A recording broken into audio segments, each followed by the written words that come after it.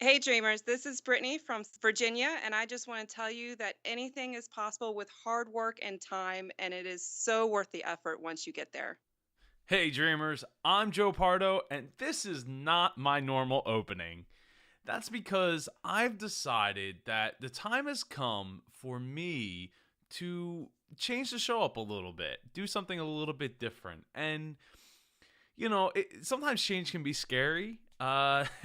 I'm not used to doing these monologues, but I want to get better at them. I really feel that the show could use a direction of having me, a little more me, or ME, as my boy Steve Swanson likes to say when he's reciting his email address. But I just really thought that I'd like to use the show as a documentation or documentary or manner a documentary of the life and the choices that I've been making over these last several years actually, but I think that now right where I'm at in my journey is a great time, and I kind of actually wish I had started it sooner. With my last time doing it Beyond the Curtain was October 20th of 2015, and now it's already almost the end of January. So I like doing the Beyond the Curtain, but I've only done two of them, and I feel like the show could use a little more Joe, basically. So with that said, I want to start doing these monologues in front of the interviews. So you're still gonna get an interview. That's still gonna happen. But I feel like the amount of time that I have, because I've gotten to the point where I'm so good at editing, it takes me almost no time at all through some of the tricks that I've learned through doing all of this. That it kind of makes sense for me to add more to the show, especially since a lot of my episodes recently have been 30 minutes. And Pam, I'm talking to you and I say, I'm sorry that they were 30 minutes and that your drive is 45 minutes, but you can get used to probably closer to the 45-minute to an hour mark now, depending on what I have going on in my opening monologue. So let me go with what's been going on lately since October. Let's see. I put out my second book for all those who don't know. It's called How to Dream Big and Win. It wasn't really. I didn't make a big deal out of the book because the book is really an extension of my talk, and I wanted to design it for people who get to see my How to Dream Big and Win talk and want to take it home with them. So I didn't go big on it. You can get it on Amazon. It's howtodream.co/big is the address, if you can remember that between now and when you finish this episode. But but I think it was after that is when I started to really invest my time in building my online school called yourdreamplatform.com. If you haven't heard of it, go check it out. It's how you can learn how to do everything I do, from podcasting, video, blogging, building websites for people, which plugins to use and how to use them. It's all video based, and as of right now, it's only $9 a month to jump in, and you get 7 days for free, and there's a 60-day money back guarantee. So there's really like zero risk. If you're thinking about jumping in, go for it. Be my guest, please.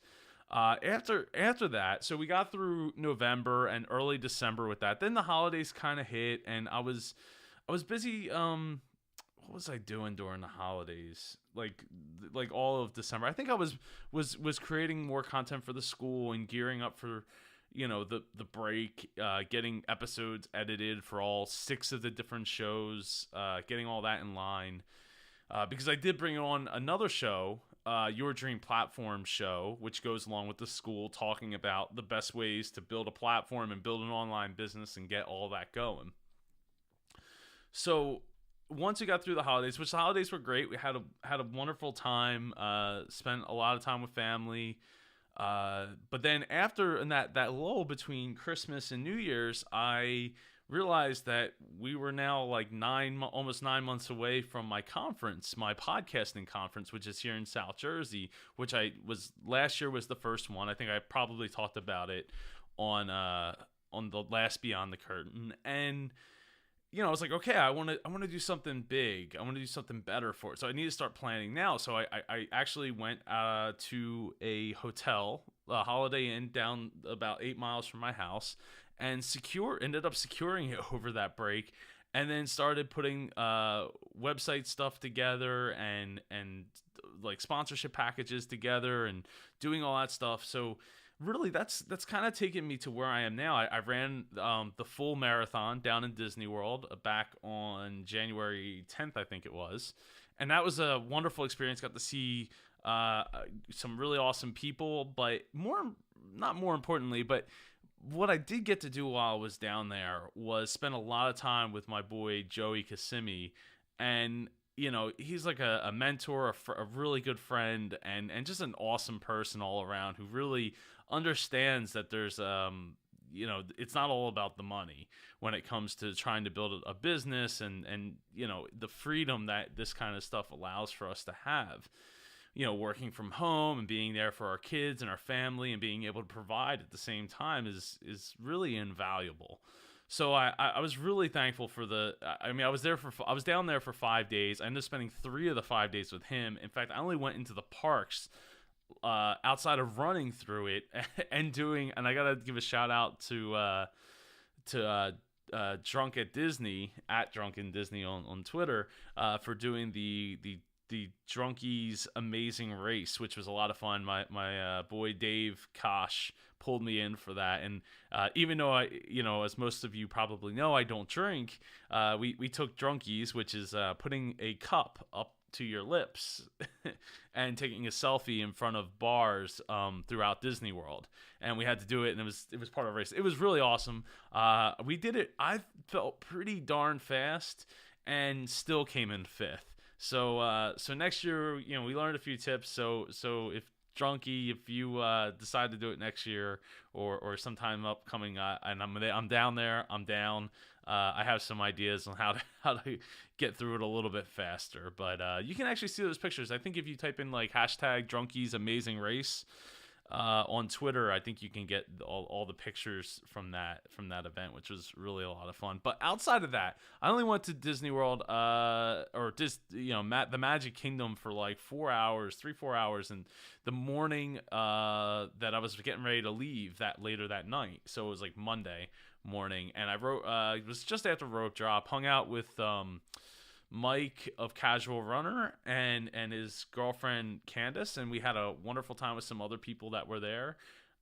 So shout out to all those people. I think it was Tim and Lauren, and I can't think of the other girl's name, so I apologize. But wonderful time, and then had to come home. And I started to put all of the things in play that I learned while spending that time with Joey.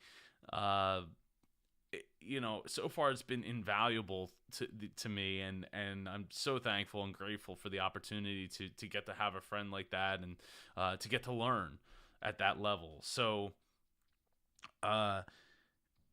yeah. So I pretty much have been busy with all of that, and getting the conference stuff in order. The other big thing that I want to do, which I guess, or I have been doing, that gets me up to here is constantly updating the school, Your Dream platform, and putting in more courses, because all the courses aren't there yet, but I'm working on it. I'm building out the path, building out the site, and adding the videos to teach people all of this awesome stuff that I do, and all the tricks and things that I use to do it in the most time efficient way possible. So I guess the other thing that I'd like to talk about, since that pretty much gets us up to here, is Birth. If you haven't been listening to Birth, go listen to it. birthpodcast.com. Me and Melissa put that on, and that's been it's been a lot of fun getting to talk about all of this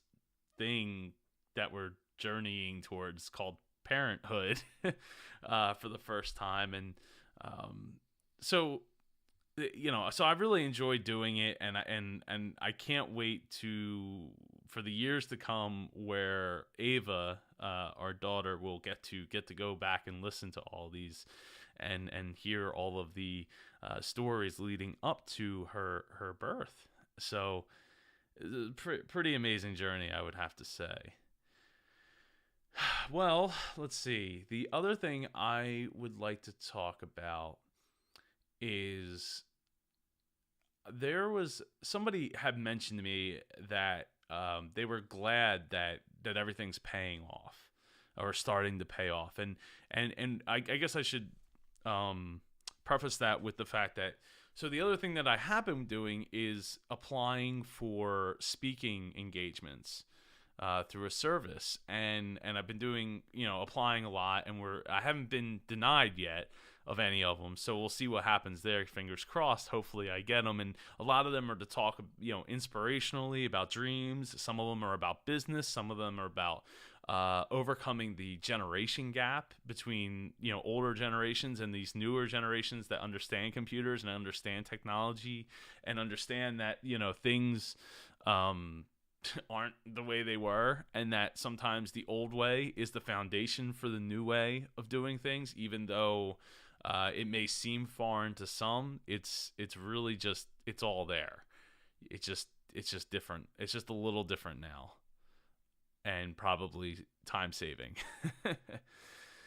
So somebody had said, "Oh, Joe, I'm glad all this is starting to pay off for you and everything." And I thought, like, look, I don't see this as paying off. Everything I've done since day one with while leaving the company, my family's company, has been, even before that, actually, making the conscious decision to go to school after thinking about it, kicking it around for 2 years. I sat on that. I think everything happens for a reason, and in those 2 years that leading up to thinking about or making the decision to go back to school and start this transition to my own career, my own path, was very difficult, but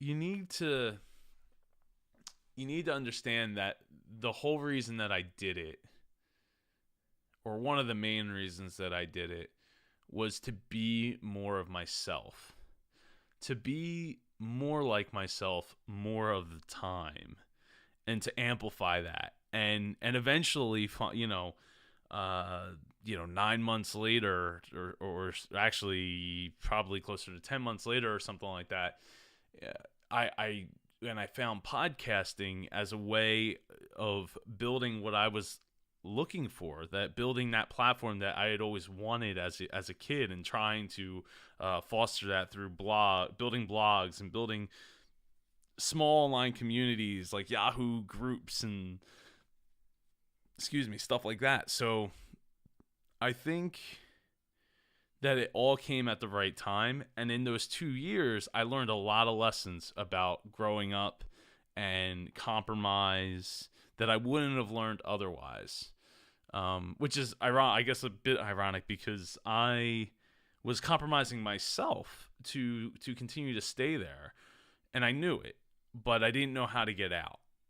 And we always do things that, or sometimes we do things that we're not the proudest of, but in the end result is where we're heading. But the end result in my case is the journey, right? It's not the destination. I don't, money to me isn't, it's not why I work. Why I work is to work more. It's to create more. It's to build more. I have so many creative things in my mind. In fact, just sitting here at my desk, I have 3x5 note cards sitting in a pack on my desk, because I know that I need to, once I get some of this conference stuff out of the way, my next major project that I want to work on is building a party card game for people to enjoy. I love having parties, and a lot of times it's hard to have games for these large parties, 10, 15 people to be able to play. So I want I want to develop this game that I have in my head, and I'm working with a friend of the show, Patrick, who's been on the show before, and it's going to come together, but it's going to take some time, and I know I want to kickstart it, so that's going to take some time, and I think it's going to take more time than I originally had wanted because I'm working on so many other projects as it is, but that's okay. That's okay. I'm not too worried about it because I already think I have much of the mechanics down, at least to start with. So once I build the game out and I can start to play test it, that's when everything will start rolling downhill. Once I get that gets to that point. But for right now, it's just something I'm going to slowly work on in between projects because I have too many projects on my plate. So I will get around to it. I promise, because I know that there's a lot of people out there that are going to really enjoy this game, as I have seen firsthand where I got the original idea to build something like this. So finally, before I turn it over to the host Joe Pardo to do an interview with Michael McManus, who's a photographer, I wanted to put it out there that I would love to answer some questions. What can I help you guys and girls with? I would love to be able to help help affect your lives more than I already have by bringing these interviews.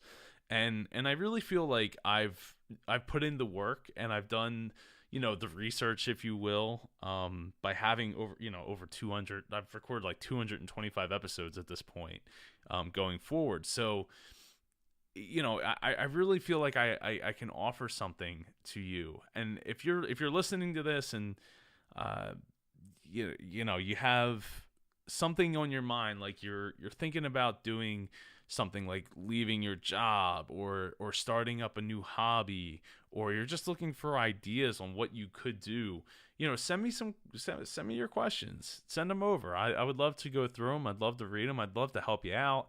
And at the same time, I look forward to continuing to do these interviews because I get to learn, I get to meet people, and it's a wonderful experience for me and hopefully for you, since you're still listening here.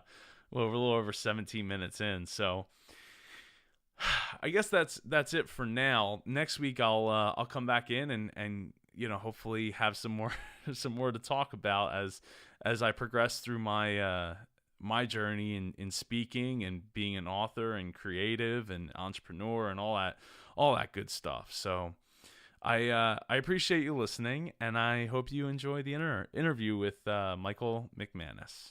Hey dreamers, this show is made possible by listeners like you. If you love the work that has been done so far, please consider going to howtodream.co/donate to contribute. Thank you so much for your consideration and support.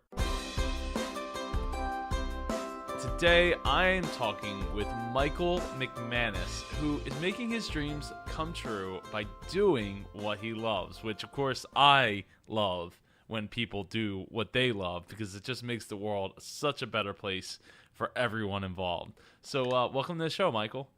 Thanks for having me, Joe. Oh, not a problem. I'm glad that we connected. It's funny because we have a bunch of friends in common on Facebook, but I don't even quite remember how we wound up running into each other on Facebook. I have no idea. Yeah, I don't It's either. one of those things. Anyway, so Michael, why don't you give some background about yourself?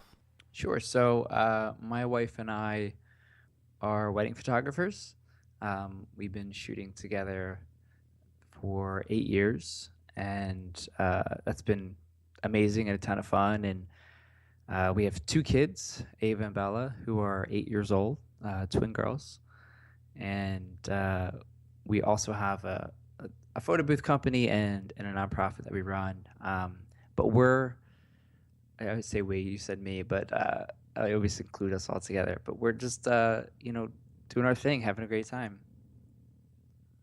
Well, it's hard to ask for much more than that, isn't it? Especially if you're able to pay the bills and make it all work at the same time. Well, why don't we talk a little bit about your nonprofit organization, Gethrr? Sure. Yeah. So Gethrr, would you like me to kind of talk a little bit about how it got started or kind of the idea and all Oh well, that? I'm sorry. I thought just to get started in what is it like? What does it support? Sure. So in terms of like our mission, Gather's mission honestly is just to help people in any way that we can.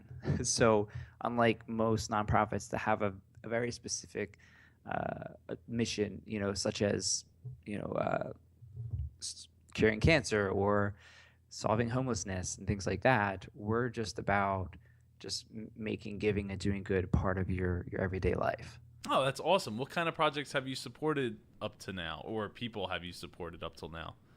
Oh, we've done so many different things. Our first project, which is kind of really close to my heart, we helped a family in New Jersey build a wheelchair ramp for their then 4-year-old son, um, who was wheelchair bound, and they lived in a split level home, and they weren't able to. They were getting to the point where it was really difficult for them to carry their son up and down, and in and out all the time.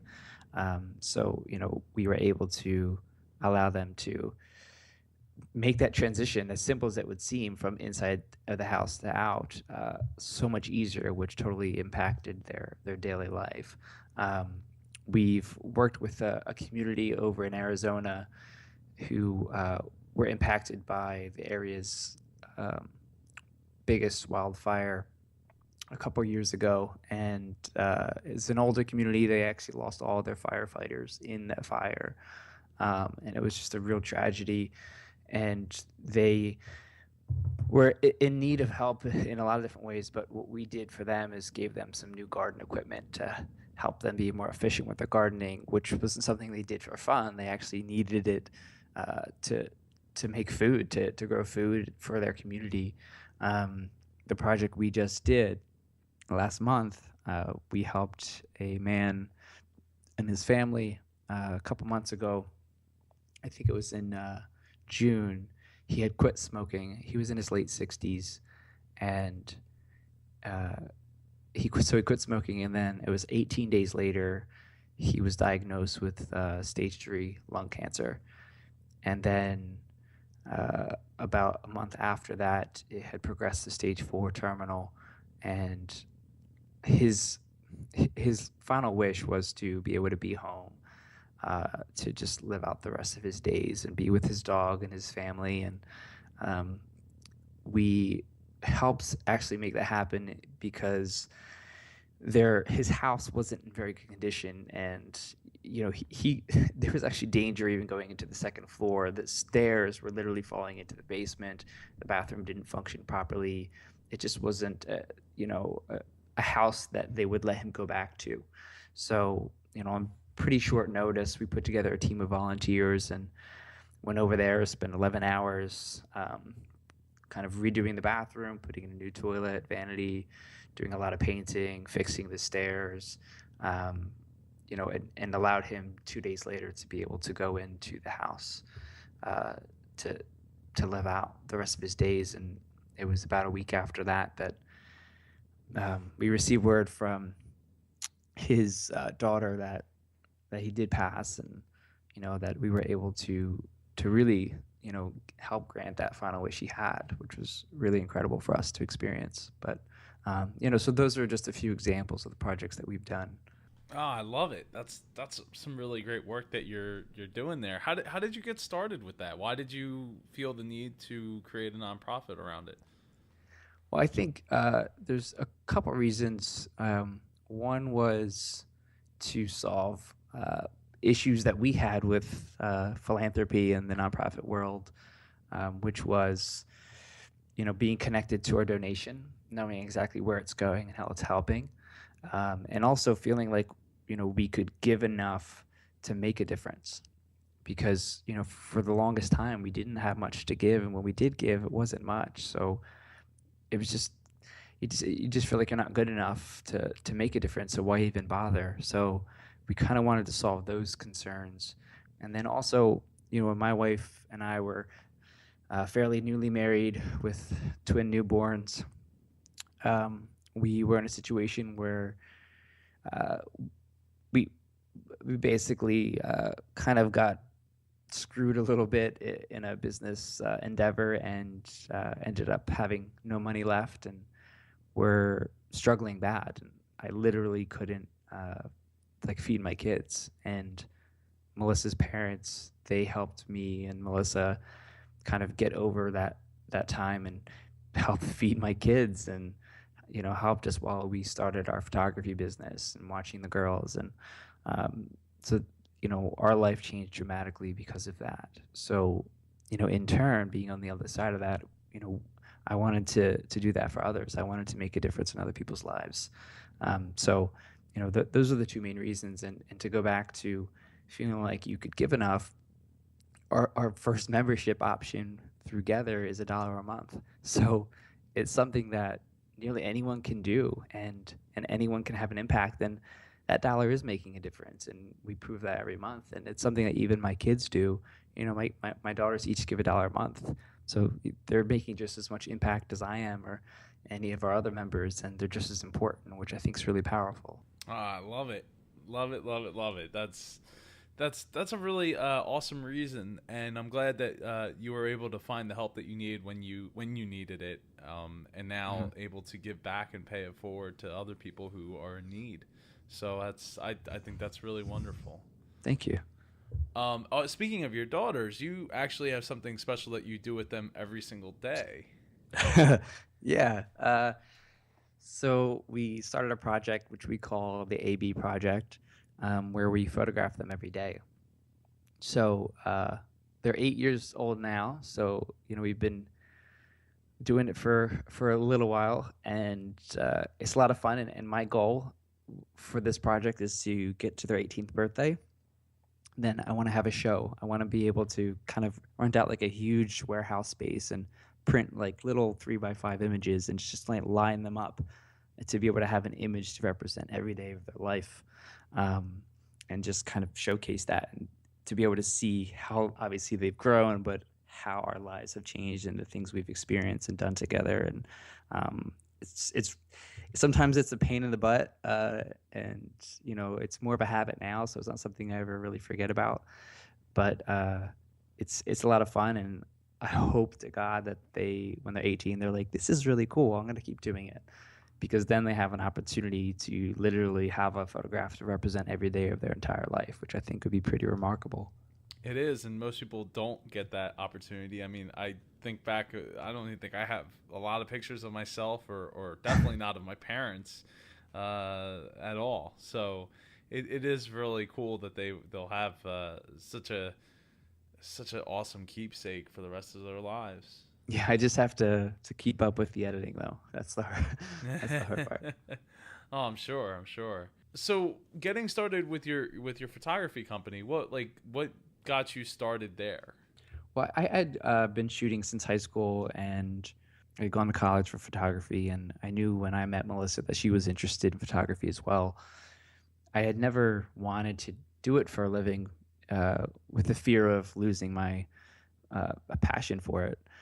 So I never really gave it a second thought. But after the situation that we were in, things couldn't have gotten much worse. So my wife said, "Hey, let's try to just do some shooting together and see what it's like." So we shot a couple weddings together, and then we decided, "Hey, this is a lot of fun. Like, let's be something we do together. Let's try it again and again and again and again." And it was a very, very gradual thing. There wasn't a hard decision to make it into the business. We just kept kind of shooting more and more and getting more referrals, and building it over the last 8 years. So how did the rest of your family take that? Like, you were all of a sudden not going to have a job. You were just going to do photography every day for the rest of your life. Well, I tried to have a job for the next couple years or so after, like while we were building, which was hard because I just kept getting fired basically. But it was a really tough time to kind of get through those few years. But I mean, my family was pretty indifferent to the whole idea. And I mean, the one thing that we got a little bit of pushback on was, during the really bad time, we decided to take our tax refund and invest it into a second camera. Um, so they're like, well, shouldn't you, I don't know, pay your bills or, whatever? And we're like, no, we need a camera if we're going to shoot together. Because I literally had one camera and one lens. And then we were borrowing a camera from another friend who had one lens. And that's how we shot for the first couple of years, which was crazy to think about now. But yeah, so I mean, Melissa's parents were super supportive and were willing to do whatever they could, which was amazing. And again, my family was a little bit non-responsive to the whole thing, like whatever. um, but yeah, Yeah, I know how it can be when some people are supportive and others are just not responsive. I think that's a nice way of putting it too. thank you. You're very welcome. Um, so along the path, what's been the biggest roadblock for you In growing the business, or in general, in photography in general? I think it's just been actually not not getting the work and building the business itself, but I think the hardest thing had always been feeling like we deserved it, like feeling like we we we could do that for a living, and that could be our main source of income. That's how we could feed our family and keep a roof over our head. It was kind of feeling like, I don't deserve this. Why can I make a living doing this when, so many others are doing something that they don't like.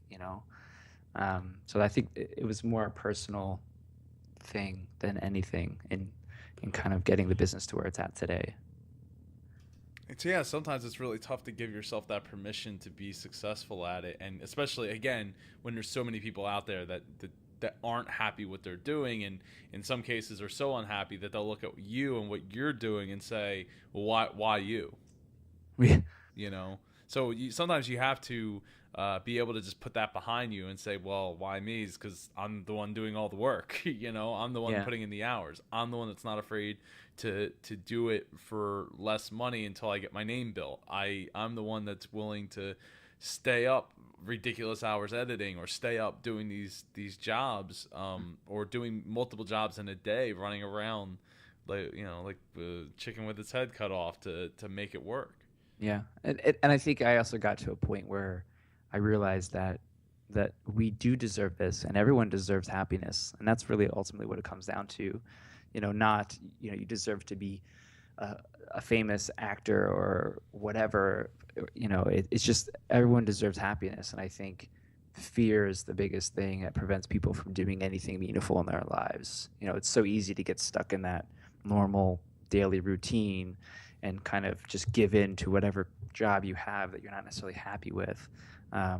So many people go to college to, learn and specialize in something very specific, but then when they graduate and 2 weeks into their job that they just worked 4 years for, they'll be like, I don't like this, but they do it and they stay with it and they stick with it, and I don't believe in that, and that's something that we try really hard to talk to our kids a lot about, so. Yeah, well, I mean, a lot of times people they go to college not even knowing what they should be doing because they haven't given it much thought, because it's just, oh, you're going to go to college, and okay, well, that's a pretty blanket statement, for anybody to hear, regardless if they're especially a teenager. But it's tough to make those decisions, but it's only tough if you don't give it enough thought, if you don't put enough effort and time behind what is it that I really want to do, what really is it that makes me happy. And unfortunately, too many people don't put that time into it. They just assume that when they get there, they'll be fine, or they'll just be unhappy like everybody else, because that's all they see around them is unhappy people doing things that they're not happy doing.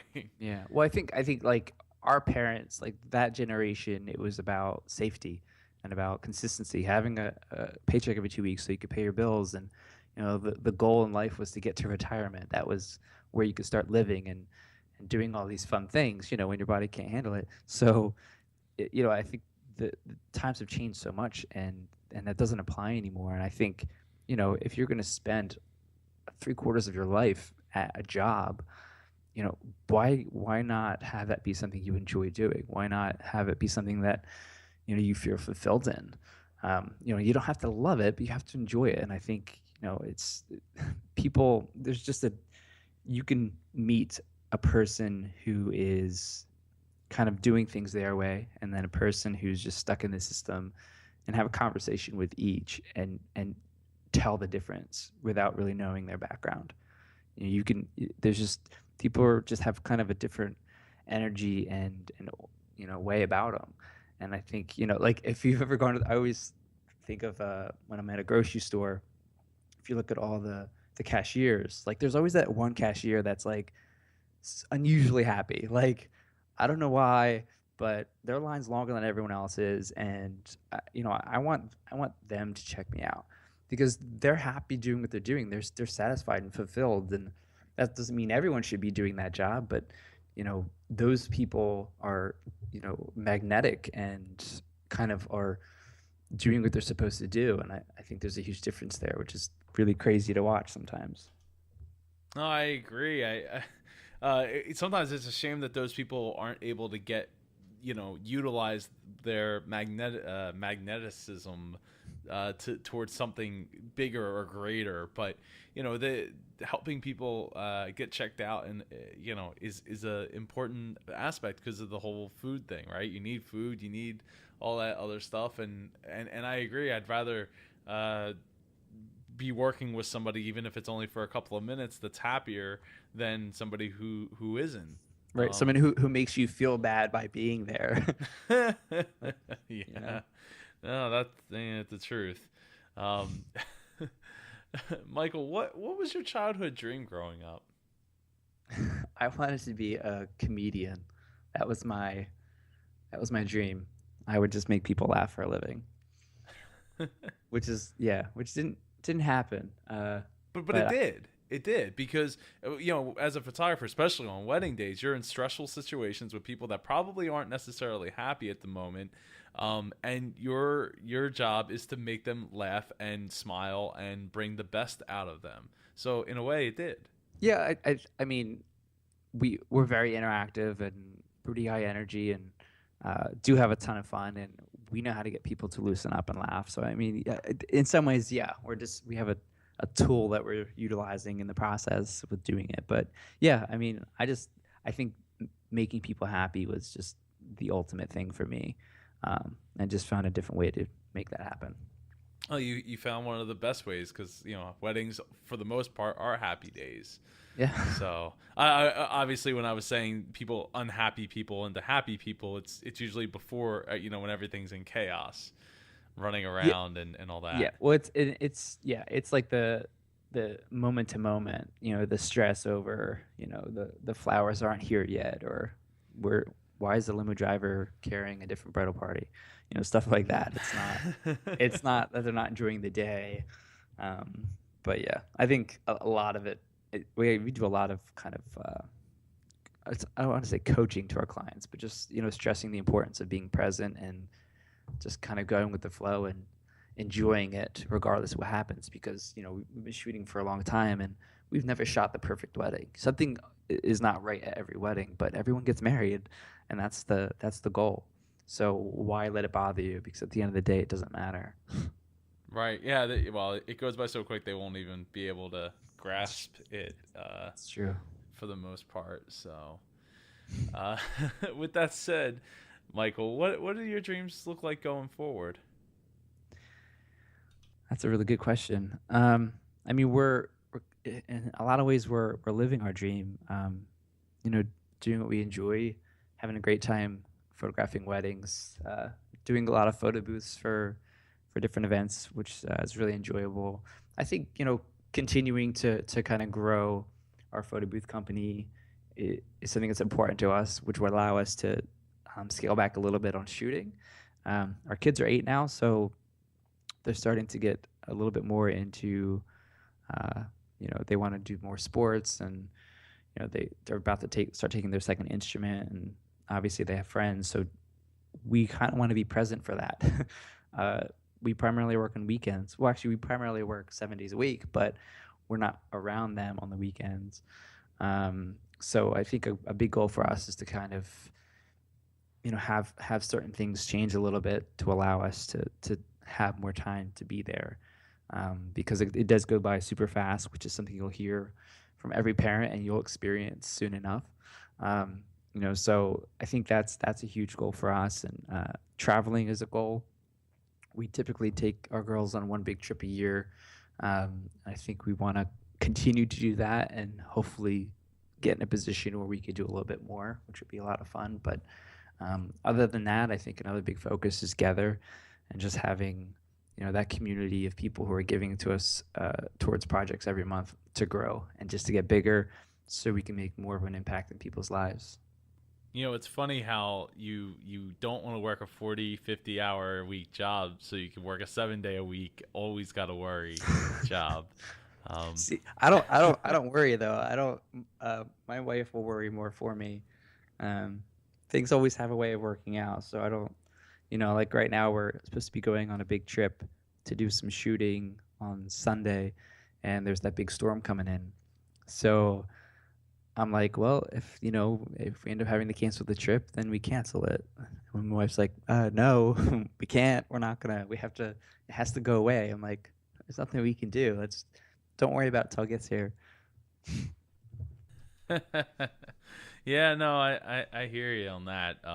You can't control the weather, and you can only control what you control. So try to worry about the stuff you can, and the stuff you can't. Then just give it up to the universe, and like you said, it'll probably end up working out for the best anyway. Yeah. So before we share how everyone can connect with you and donate together and all that, is there any last thoughts you'd like to share? Any last thoughts? No, I think if whenever I have an opportunity, I guess to talk with anyone along the lines of what we've been talking about today, um, I think there's a book I read a couple years ago, which is really fantastic. It's called The Power of Starting Something Stupid by Richie Norton, who's an amazing guy. I highly recommend that book, first of all, but something that I learned in that book, I think it didn't change my life because I was already kind of doing this, but I just didn't have that. I didn't frame it in this way. And I think it's something that I like to share with people, which is, if you're thinking about doing something, whether it's starting a business or, starting a new, a hobby or just trying something crazy, first of all, do it. But a good way to decide whether or not it's worth doing is, ask yourself, is this something I would regret when I'm 80 if I don't do? Or another way to think of it is, if I'm on my deathbed and I'm thinking back to this moment where I'm deciding whether or not to do it, is it something I'm going to regret? If the answer is yes, then you have to do it. And I think it's important because those are usually the things that I think we're meant to do, and are also the hardest and the scariest. But if you're going to make a change in your life and other people's lives, then you have to kind of feel that fear but do it anyway. And I think when you do that, amazing things happen. Definitely. That's one of the reasons why I'm having this conversation with you right now. Yeah, that's awesome. Michael, I would love for you to share how people can connect with you online. Sure. You can go to learn more about Gethrr and to join our community. You could go to gethrr.org, and Gethrr is spelled Gethrr. So it's gethrr.org. Our photography website is m2photo.co, and you could always connect with us on there. On Instagram and Facebook. On Instagram, it's m2_Michael, and Facebook, you could just find me by searching my name. Although there's quite a few Michael McManuses, but I'm sure you guys will be able to find me. I believe my / for Facebook is MI McManus. But yeah, you can connect to me any of those ways. And if anyone has any questions or comments, I'd love to hear them. Awesome. I will definitely have those in the show notes so people can connect with you. Cool, man. Thank you. Thank you. I really appreciate you taking the time today and coming on the show and all this, all the great stuff that you're doing and putting out into the world is wonderful. I appreciate it. Well, I'd love to have you on the show again sometime as well. Yeah, well, maybe in a year or two. Hopefully Gethrr will be a lot bigger, and we'll be doing some really amazing things to share. Yeah, sounds good. Maybe we could work together on a project or something at that point. Yeah, that'd be amazing. Awesome. All right. Well, thank you again, Michael. No problem. Take care. Thank you for joining us for this episode of the Dreamers Podcast. Follow us on Twitter at Dreamers Podcast. Join us on Facebook at facebook.com/Dreamers Podcast. If you or someone you know would like to be a guest on the Dreamers Podcast, please send an email to j@jpar.co. This podcast is copyright 2014 by jpar.co.